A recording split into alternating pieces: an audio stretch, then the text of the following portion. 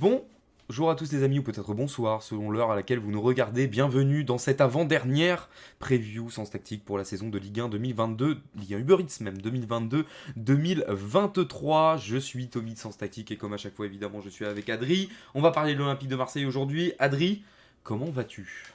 Salut Tommy, salut à toutes et à tous. Ouais, comme tu l'as dit, c'est l'avant-dernière. On se rapproche de la fin de cette série avec un petit peu d'émotion, on va pas se mentir, comme tous les ans. C'est beaucoup de travail, mais avant tout, beaucoup de plaisir. Du Et comme soulagement. tu Non, je rigole. aussi.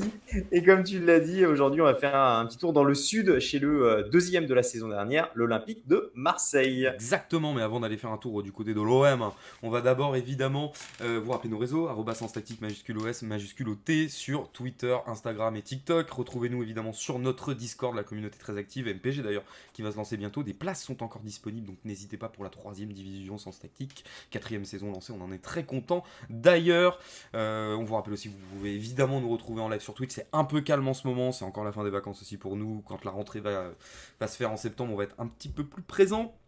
Mais pour le moment, on sera surtout là dimanche soir pour la dernière rencontre de la J3. Donc restez évidemment avec nous, venez vous connecter sur Sens Tactique dans tous nos réseaux disponibles dans la description. Du coup, Adrien, on va pouvoir commencer sur cette saison 2022-2023 de l'Olympique de Marseille. On va, comme d'habitude, vous le connaissez maintenant, hein, on arrive sur la fin, donc j'espère que vous avez imprimé. Mais pour ceux qui nous prendraient en cours, on va d'abord commencer par la saison dernière. Ensuite, deuxième partie, on va parler du mercato de l'Olympique de Marseille. Et ensuite, notre projection pour la saison 2022-2023. Comme d'habitude, pas de boule de cristal, mais Mister Data. Adri, qu'est-ce que tu peux nous dire sur la saison dernière de l'Olympique de Marseille? Ouais, comme d'habitude, première partie, c'est un petit flashback sur ce qui s'est passé la saison dernière du côté de l'OM, donc l'Olympique de Marseille qui a terminé deuxième de Ligue 1 avec la cinquième attaque et la troisième défense, une différence de but de plus 25. C'est neuvième du côté du Vélodrome et premier à l'extérieur. Donc il y a eu quelques soucis à domicile et par contre à l'extérieur ça a été un véritable régal. Les meilleurs buteurs du club, Dimitri Payet avec 12 buts, Sergi Under avec 10 buts, Gerson avec 9 buts, les meilleurs passeurs. Dimitri Payet, de nouveau avec 9 passes D, Gerson avec 5 passes D et Matteo Guendouzi, lui aussi avec 5 passes décisives. C'est une phase allée terminée à la troisième place avec 33 points et donc 71 points à la fin de la saison. Donc c'est un petit peu mieux marché sur la phase retour. J'ai noté évidemment, on ne peut, il n'y a pas que ça, mais le dénouement, forcément heureux, on l'a dit hier, malheureux pour la prévue de la Incroyable. l'ASM et évidemment heureux pour l'Olympique de Marseille grâce au but de l'égalisation de Lens face à Monaco. Moi, j'aurais tendance à penser que c'était quand même une saison dans l'ensemble réussie, je trouve, pour l'Olympique de Marseille. Évidemment qu'il y a eu quelques passages un petit peu moins bons, mais j'ai quand même apprécié le travail de Jorge Sampaoli, même s'il y a eu des critiques, mais on sait aussi le contexte marseillais. Il y a forcément, il se passe forcément des trucs dans une saison du côté de Marseille, donc voilà, il y a forcément des critiques qui arrivent à un moment ou à un autre. Donc voilà, mais dans l'ensemble, je trouve que c'est une deuxième place qui est quand même méritée, je trouve, sur l'ensemble. Il y a un bon parcours en Conference League qui laisse même quelques petits regrets parce que il y a cette élimination en demi-finale, je ne veux pas dire de bêtises, face au Feyenoord Rotterdam. Il y avait même carrément la place de faire mieux. Bon, vous allez me dire si Marseille est allé en Conférence League, c'est parce qu'il y a eu une élimination en Europa League. Le groupe était quand même relevé. Tu avais Galatasaray, la Lazio, le Lokomotiv Moscou. Bon, même si évidemment, quand tu es l'Olympique de Marseille, tu dois avoir la prétention de sortir de ce groupe-là, on notera quand même que le groupe était assez relevé. Donc voilà, donc j'aurais tendance à dire que y a des choses positives dans cette saison. Dans les choses un peu moins bonnes, il y a cette neuvième place à domicile. Le Vélodrome qui est neuvième du championnat de Ligue 1, c'est pas normal. Il faut que ça soit une citadelle imprenable. Le Vel, neuvième à domicile, tu es très très loin des exigences, alors que quand tu te déplaces, tu es premier, tu es tout simplement la meilleure équipe à l'extérieur. Et on sait qu'il y a beaucoup de supporters marseillais un peu partout en France. Donc voilà, donc au final, je trouve quand même que Marseille fait une demi-finale de Coupe d'Europe, Conférence League certes, mais une demi-finale de Coupe d'Europe, avec des regrets quand même, et une deuxième place qu'il qualifie directement pour la Ligue des Champions cette saison. Quand on voit la troisième place et l'élimination de l'ASM, on se dit que ce but de Lens a quand même été une sacrée et merveilleuse nouvelle pour l'Olympique de Marseille et la saison dernière. Ouais, but tout au bout du multiplex qu'on avait vécu, que j'avais vécu, puisque toi tu pouvais pas être là, Adri, que j'avais vécu avec tout le monde sur Twitch. C'était assez fou, hein, ce but à la dernière minute qui a fait bouillir de plaisir, évidemment, le stade Vélodrome, les joueurs, etc. Une fête assez incroyable. Ouais, comme tu l'as dit, alors le paradoxe, hein, Marseille premier à l'extérieur, 9e à domicile. Moi, je crois surtout que finalement, peut-être ce fait sportif. T'as parlé tout à l'heure du contexte marseillais. Je crois que malheureusement, c'est aussi peut-être un impact. Parce que à un moment donné, je me souviens dans la saison qu'il y avait eu un petit coup de moins bien. Si je me souviens bien, ça devait être en janvier, quelque chose comme ça, janvier, Ouais, février. début, ouais, ouais. Mm. Et je me rappelle, et ça, c'est malheureusement, c'est quelque chose qui, je pense, et je pense que les supporters marseillais seront assez d'accord que c'est un peu le revers de la médaille. C'est-à-dire que c'est un club passionné qui vit beaucoup, qui vit fort et qui aime son club. C'est une ville qui vit, qui vibre, qui est le pouls du club. Malheureusement aussi dans ses excès, et je crois que l'OM, pour moi, en fait, l'image que j'ai de l'OM depuis que je suis petit, ça a toujours été ça. C'est-à-dire qu'on a par exemple tous connu les crises d'automne de l'Olympique de Marseille quand on était jeune. On se disait l'OM était en deuxième partie de tableau, etc. Ils arrivaient à terminer boulet de canon et au final tu les retrouvais dans les coupes européennes. Parce qu'ils avaient réussi à remettre à l'endroit. C'est aussi ça Marseille. Mais ce que je trouve assez frustrant, c'est cette incapacité, parce qu'il y a toujours des remises en question, des choses comme ça, qui font que t'as l'impression que tant que ça roule pas sur la Ligue 1, que c'est pas devant tout le monde et que t'as pas 10 points d'avance, et même si c'était le cas, ça n'irait pas. Et moi, je crois que ça pose problème, pour moi en tout cas, parce que je crois que c'est un vrai poids pour l'OM, en fait. Et je trouve Mm. qu'au niveau des performances, c'est toujours le cas, parce que là, tu te dis, il termine deuxième la saison dernière en étant premier à domicile, premier à l'extérieur, 9e à domicile. Donc c'est quand même dommage quand tu as un tel écart entre le domicile et l'extérieur. Mais à côté de ça, tu te dis, mais imagine 2 secondes si c'était un peu plus calme et que ça se passait de manière un petit peu moins passionnée, s'il y avait parfois un petit peu plus de pragmatisme et de calme. Mais tu te dis que ce club pourra aller encore beaucoup plus loin et peut-être même aller titiller très haut, quoi. Et je trouve ça un petit peu dommage que quelque part, ce revers de la médaille, cette passion incroyable, ce plaisir fou. Et je crois que l'année dernière, Marseille a encore payé ça. Ce côté, à un moment donné, il y a eu vraiment, t'as l'impression qu'ils étaient prêts à tout foutre à la poubelle. Mais au final, tu termines deuxième. Et je crois que moi, qui n'ai pas supporter Marseille, et toi, Adri, on l'a dit dans la saison, on s'est jamais vraiment inquiété pour l'OM en fait, nous de notre côté. Mm. On C'est s'était vrai. dit qu'ils seront là à la fin. Mais on a vu tous les supporters marseillais qui ont commencé à partir dans quelque chose d'assez dingue. Donc voilà, moi c'était là-dessus que je voulais appuyer, c'était sur le fait que je crois que il y a eu certaines limites, on en reparlera pendant le mercato, notamment au niveau des latéraux, etc., qui je pense n'étaient pas forcément au niveau de ce que tu pouvais attendre au niveau du jeu de l'OM, etc. Il y a eu Jorge Sampaoli aussi qui a fait une saison complète où, voilà, par moment, il s'est aussi cherché, il a aussi essayé un petit peu de tâtonner avec différents systèmes, etc. Mais au final, je continue de penser que l'OM, en terminant deuxième, a été à sa place, quelque part. Mais qu'à côté de ça, forcément, c'est frustrant. Un peu comme on parlait de Monaco hier, avec leur histoire de on démarre très mal la saison. Là, c'est un petit peu la même chose. Je trouve qu'il y a une frustration, sauf que là, la frustration, c'est l'impression que l'OM en fait se fout des barrières tout seul de par l'environnement, et ça fait un peu toujours ça, mais c'est ce qui fait aussi le piquant de l'OM. C'est ce qui fait que l'OM est si particulier. Et voilà, et maintenant il y a quand même du coup le retour en Ligue des Champions, qui est quand même une magnifique nouvelle pour l'OM et même pour le football français, évidemment, que revoir le stade Vélodrome avec la petite musique de la Ligue des Champions, c'est toujours quelque chose de particulier. Voilà, je pense que maintenant il faut reconstruire. Voilà, le bémol, c'est qu'évidemment il y a eu le départ de Jorge Sampaoli, on va en parler après, et l'arrivée d'Igor Tudor, mais voilà, il va falloir matérialiser sur cette qualification en Ligue des Champions et voilà, que l'OM redevienne voilà, le club qui est deuxième derrière le Paris Saint-Germain. Pourquoi pas aller après espérer titiller le Paris Saint-Germain, pourquoi pas, mais en tout cas redevenir cette place forte du football français. Exactement. Et juste un petit mot très rapide aussi. Par contre, moi, à titre personnel, alors certes, il y a des ratés parfois sur le mercato, etc. Mais moi, j'aime beaucoup Pablo Longoria, par exemple. Je trouve que c'est Ah oui, oui, un jeune président, mais qui a beaucoup d'idées, qui est très dynamique et qui a une vision du football. Et ça, c'est des choses qui sont toujours appréciables. Donc voilà, je tenais à dire que j'aime beaucoup le travail de Pablo Longoria. Parlant de on est d'accord. mercato et de travail de Pablo Longoria, je te propose qu'on aille voir ce qu'il nous a proposé pour le mercato 2022-2023. Let's go. Allez, c'est parti. Le mercato 2022-2023 de l'Olympique de Marseille, c'est parti. Vous avez fait plus de courses que d'habitude ou pas? J'en sais rien, j'ai pris n'importe quoi. Le mercato de l'OM, Adri, on va faire un petit tour comme d'habitude. Tu vas nous offrir une vue large de l'effectif et ensuite tu vas nous parler du mercato et on aura évidemment l'occasion d'en parler ensuite. Ouais, comme d'habitude, deuxième partie, c'est un petit tour de l'effectif de l'OM, ainsi qu'un petit tour sur les arrivées et les départs du côté de l'Olympique de Marseille.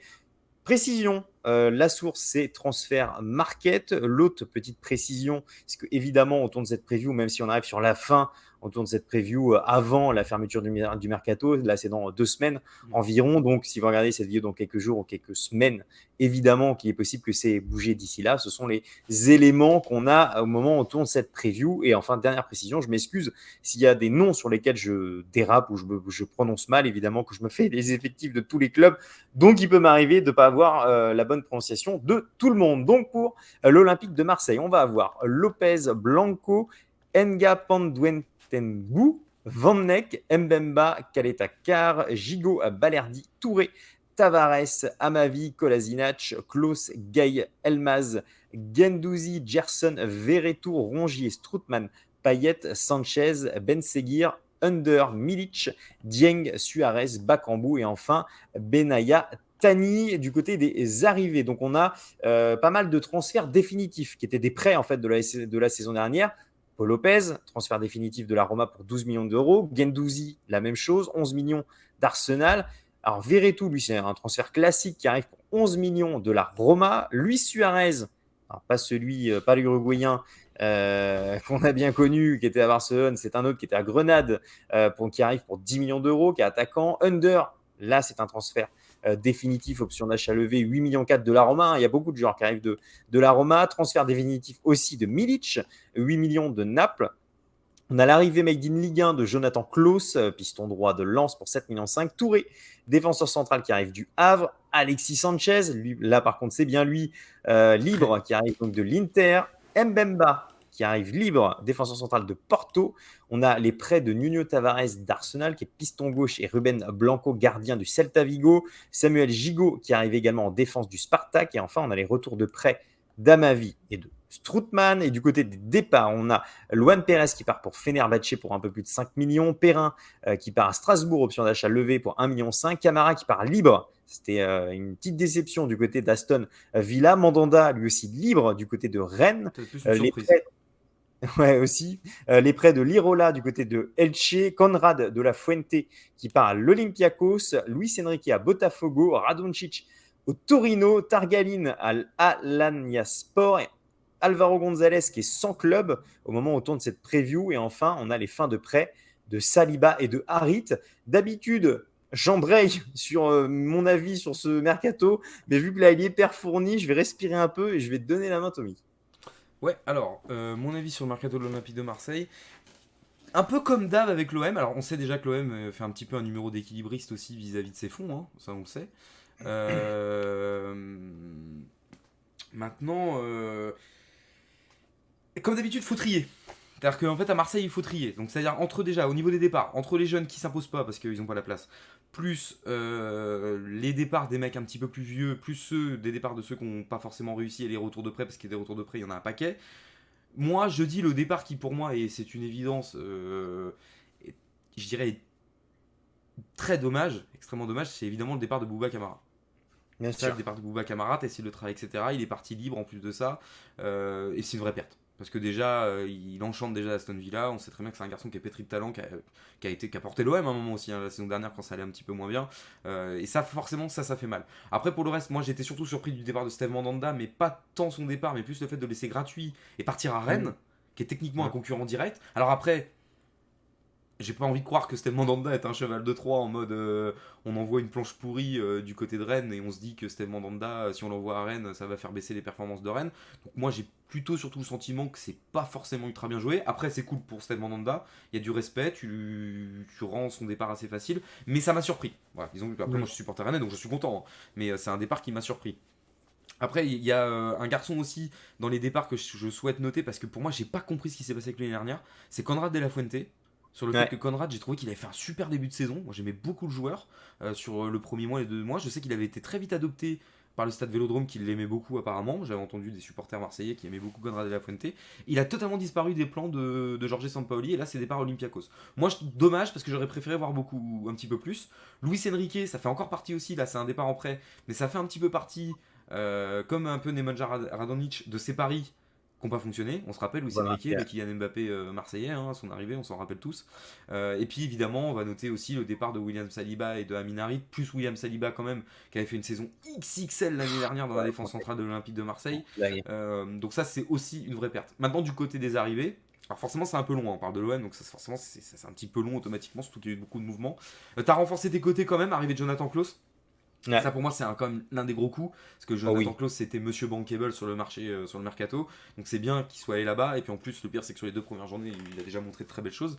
Je suis plus dubitatif sur l'arrivée de Luis Suarez et d'Alexis Sanchez, alors non pas qu'ils avaient pas fait des étincelles à Barcelone, je rigole évidemment, mais c'est juste que ouais, Luis Suarez, bon statistiquement parlant c'est quand même pas la pelletée de but non plus, donc je suis un peu dubitatif, et Alexis Sanchez il t'a pas fait une saison XXL depuis 2016-2017 avec Arsenal où il fait une saison à 30 buts. Mais après, depuis, je sais même pas s'il a passé la barre des 10 buts sur une saison, à revérifier. Donc je suis un petit peu plus mitigé sur ces 2 transferts. J'ai beaucoup aimé, là j'admets que je me suis appuyé sur ce que j'ai vu au début de saison, sauf que normalement on ne fait pas, mais là je suis obligé. Nuno Tavares, que je trouve extrêmement intéressant, je ne connaissais pas ce garçon. Nuno Tavares, depuis qu'il est arrivé, est très intéressant. On sait que l'arrivée de Jordan Verretou, elle a été un petit peu compliquée, notamment pour des histoires extrasportives. Bon, maintenant il semble arriver et rentrer un petit peu plus dans les plans. Il a reçu un accueil assez compliqué du Vélodrome la dernière fois. Et moi, ce qui me fait plaisir, c'est évidemment la consolidation de Matteo Guendouzi, 11 millions. Pour moi, c'est bargain. Hein. Clairement, tu gardes Matteo Guendouzi 11 millions, c'est cadeau. Quand tu vois la qualité de la saison qu'il fait l'année dernière. Et Sanji Zunder, un joueur que j'aime beaucoup. Voilà, tout simplement. Vous le savez, l'année dernière, tout bien que j'en ai pensé, je trouve que c'est un joueur délicieux qui mérite, peut-être un peu inconstant parfois, mais qui mérite clairement sa place en Ligue 1, et un garçon que j'aime beaucoup. Techniquement parlant, c'est un gars que j'aime beaucoup. Ouais, et en parlant des joueurs qui ont bien débuté, Luis Suarez, hein, t'en parlais, hein, puisque lui, il claque un doublé lors de la première journée, directement contre Reims. Donc, mine de rien, on ne l'attendait pas forcément. Mais bon, on aperçoit des belles choses. Encore une fois, c'est pas notre genre. On va pas. Là, je prends pas de point d'appui là-dessus, par contre. C'est ça, voilà. Nuno on va pas Tavares, se dire. par contre, il m'a vraiment éclaté à la tronche. C'est ça, ouais, un peu plus. Mais voilà, on va évidemment pas tirer de conclusion hâtive. Mais après, voilà, Alexis Sanchez, ça reste un nom, c'est intéressant. On verra si ça valait le coup, mais ça reste un nom et ça offre de la visibilité. Moi, je trouve que tu as quand même des sacrés coups sur le papier, parce que Verretou, on parle d'un international français. Jonathan Klaus aussi. Alexis Sanchez, de par sa renommée, comme je disais, par rapport à la visibilité. Mbemba, qui n'est pas aussi n'importe qui. Moi, je trouve qu'il y a vraiment des gros transferts cette année du côté de l'OM. Après, c'était nécessaire parce que va y avoir la Ligue des Champions. Donc, il faut évidemment avoir un effectif conséquent. Il y a le départ espéré de Strootman, qui, je crois, si je ne dis pas de bêtises, est le salaire le plus important du club. Ouais.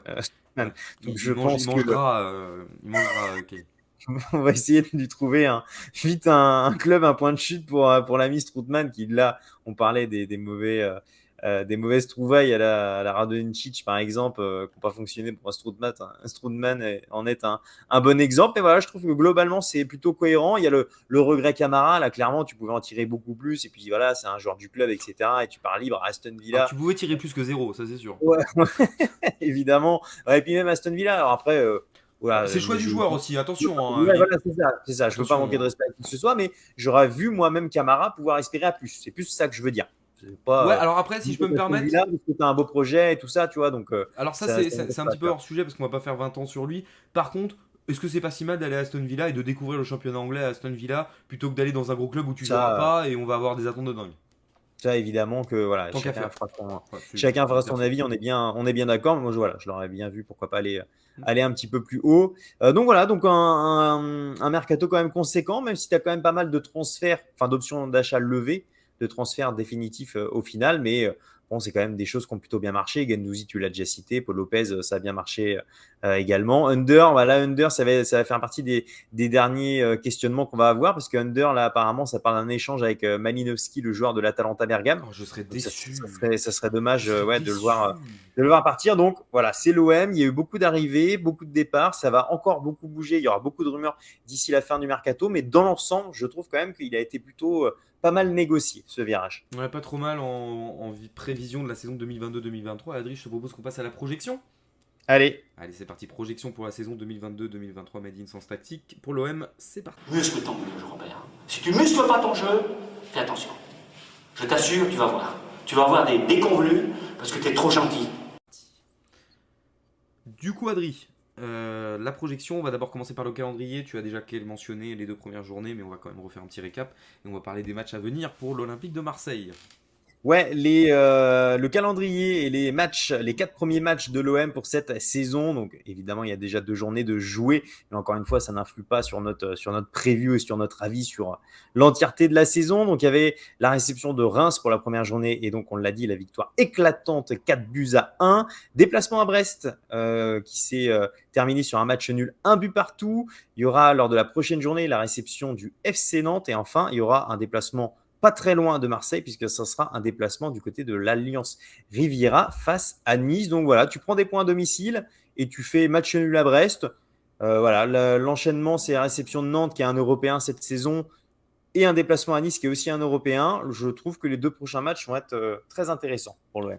Ouais, ça va être intéressant. Après, moi, je considère de toute façon que pour l'Olympique de Marseille, à partir du moment où tu es deuxième la saison dernière, il n'y a pas d'adversaire compliqué. Enfin, évidemment, si, toujours, mais tu dois normalement faire le taf. En plus, tu étais premier à l'extérieur la saison dernière et tout, tu dois faire le taf. Donc, moi, pour l'instant, je vais pas arriver et dire l'OM en difficulté là. Non, normalement, l'OM peut potentiellement aller gagner partout, techniquement. Bien sûr, évidemment. Donc, voilà. Je te propose qu'on passe à la projection pour la saison. Comment tu vois, qu'est-ce que tu attends surtout de la saison de l'Olympique de Marseille? Écoute, évidemment, l'OM va retrouver la Ligue des Champions. Et comme pour tous les clubs français, nous, on va espérer un beau parcours.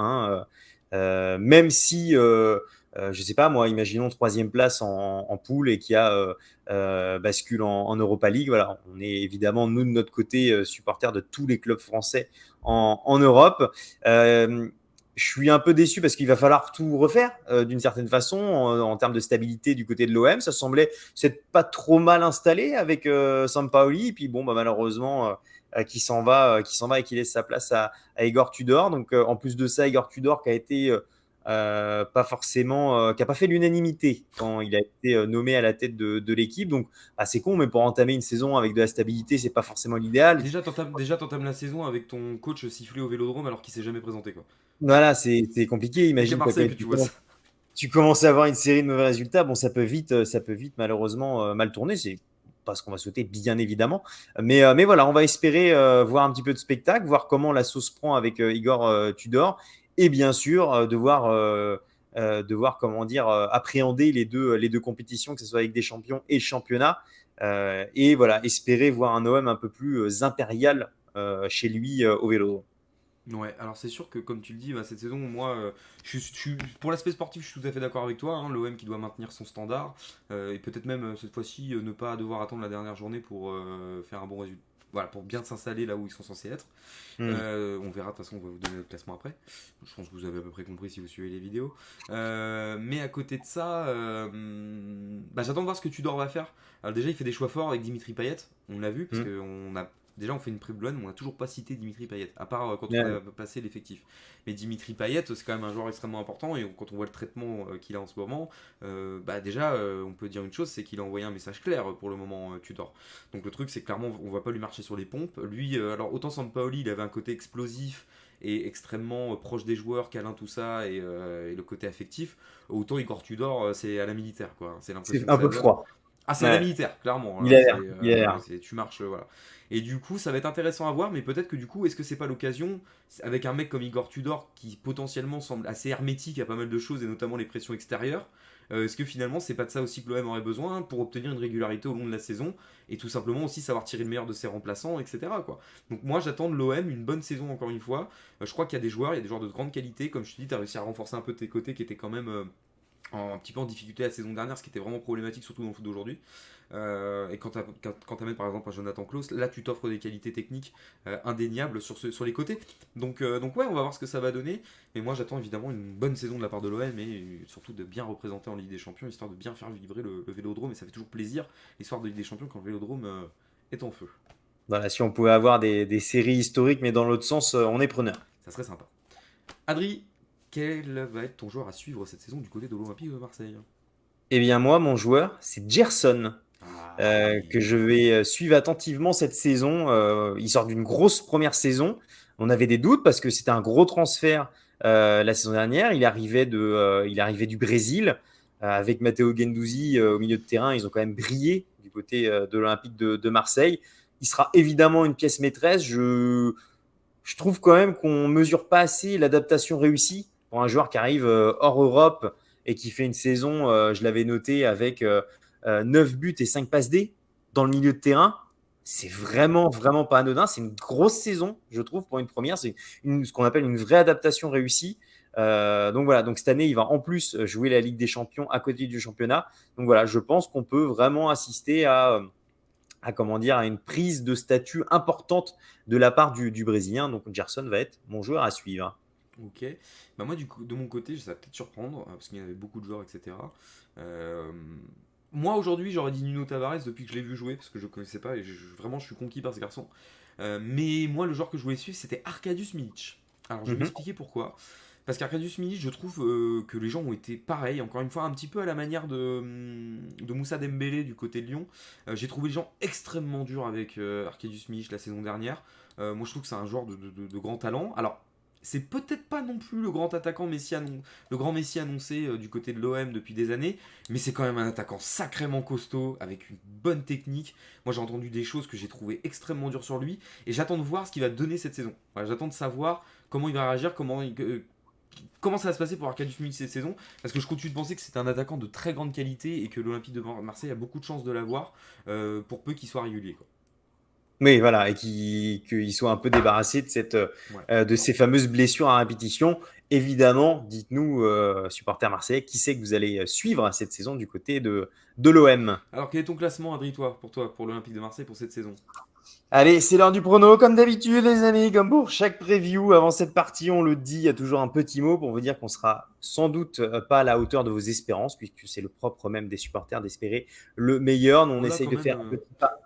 Hein? là, quand même, Oui, oui, là on est quand même tout en haut, mais bon, voilà, ça n'empêche que nous on essaie de prendre un petit pas de recul et de faire ça avec un peu de pragmatisme. Donc c'est possible que parfois on ne soit pas à la hauteur de vos espérances. Donc moi j'ai mis l'OM troisième, donc j'ai mis l'OM sur le podium, mais une place de moins que la saison dernière. Moi j'ai noté dans les facteurs importants l'instabilité avec encore un changement d'entraîneur, alors que ça avait pour moi, par rapport à tout ce qu'on a dit pendant cette preview, plutôt bien fonctionné avec Sampaoli la saison dernière. Tu es encore obligé de repartir sur un nouveau cycle. Malgré tout, l'effectif est bien fourni, de grande qualité, donc je ne vois pas l'OM tomber plus bas. Enfin, je ne suis pas inquiet. C'est pas parce que dans mon classement, il perd une place que je suis inquiet pour l'OM, mais le fait de devoir tout recommencer, bon, je me dis que c'est encore un peu d'instabilité qui pourrait coûter cher peut-être au final.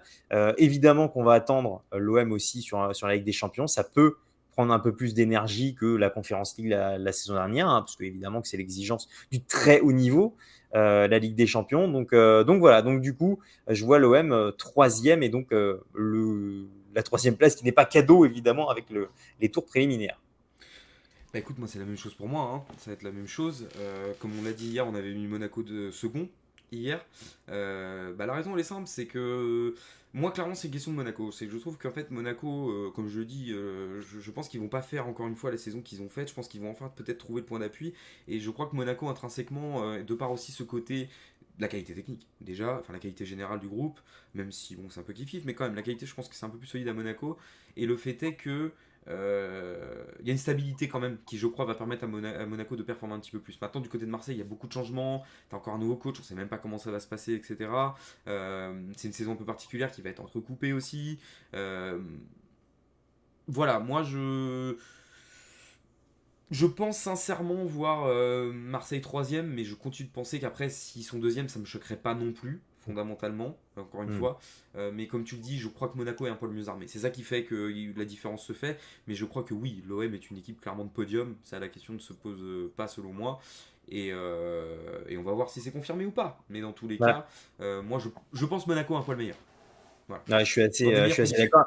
Et je rajouterais que, imaginons, juste pour finir là-dessus, imaginons que Tudor, je l'avais vite fait dit au début de la preview, imaginons que Tudor, vu qu'il n'est pas arrivé avec Ouais. l'unanimité, qu'il commence à faire quelques mauvais résultats et que ça peut vite chauffer, voilà, il y a cette instabilité-là qui pourrait vite s'installer. On sait comment c'est dans ces cas-là. Ça pousse fort quand ça marche bien, mais ça peut aussi être moins marrant quand ça va un peu moins fort. Donc voilà, c'est là où j'ai peut-être quelques Doute. petits comment dire, doutes du côté de l'OM. Et évidemment, n'hésitez pas à nous dire à quelle place vous voyez finir l'Olympique de Marseille cette saison. Exactement, et du coup ça va être tout pour nous, Adri, pour aujourd'hui, cette avant-dernière preview. On se retrouve demain, les amis, pour la der des der. Évidemment, vous l'avez compris, on va parler du Paris Saint-Germain, évidemment, demain. Du coup, merci les amis de nous avoir suivis encore dans cette vidéo. Tous les liens pour les réseaux sociaux Sens Tactique sont disponibles dans la description de cette vidéo. N'oubliez pas de réagir et de nous dire, commentez évidemment cette vidéo, dites-nous ce que vous en pensez. Merci Adri d'avoir une nouvelle fois participé à cette 19e preview. Je te laisse le mot de la fin comme à chaque fois. Comme d'habitude, les amis, on vous souhaite à toutes et à tous une très bonne journée ou une très bonne soirée en fonction de l'heure à laquelle vous regardez cette preview. On se donne rendez-vous demain pour la dernière vidéo de cette série. Et d'ici là, vive le football.